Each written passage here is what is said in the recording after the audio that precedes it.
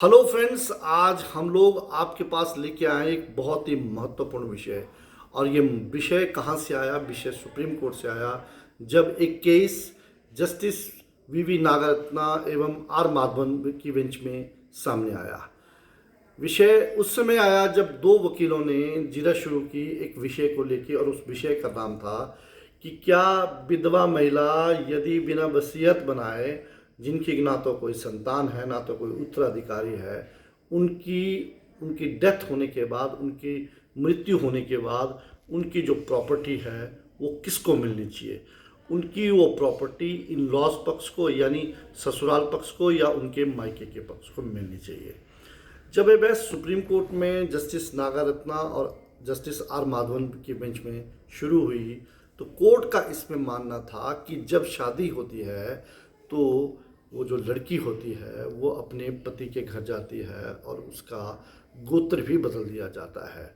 और इस तरह के जो आज की तारीख में जो हमारे पास लॉ है, वो लॉ है हिंदू सक्सेशन एक्ट 1956। उसकी धारा 15 ये कहती है, जब इस तरह की कोई इशू डिस्कस होता है, तब जैसे कोर्ट ने कहा कि पत्नी की जब शादी होती है वो तो पति की ओर चली जाती है और गोत्र भी बदल जाता है, तो इसलिए उस प्रॉपर्टी का जो झुकाव है वो पति की तरफ रहता है।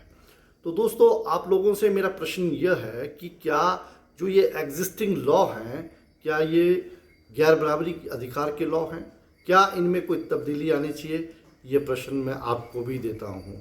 परंतु यहाँ पे इतनी सी डिस्कशन के बाद जस्टिस नागारत्ना जी ने कहा कि आप दोनों पार्टी मिलकर इस इशू को मीडिएशन में ले जाइए और वहाँ पे इसको एक एमिकेबली सेटलमेंट की तरफ ले जाइए।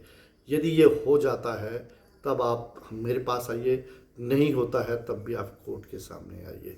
परंतु इसमें जो महिला एडवोकेट थी, उन्होंने कहा कि इस इशू को एग्जिस्टिंग लॉ जो हमारे पास हिंदू सक्सेशन एक्ट 1956 है और दूसरे एग्जिस्टिंग लॉ हैं, उनके तहत ही इस इशू को डिसाइड किया जाना चाहिए और प्रॉपर्टी जो है वो पति की तरफ को जानी चाहिए।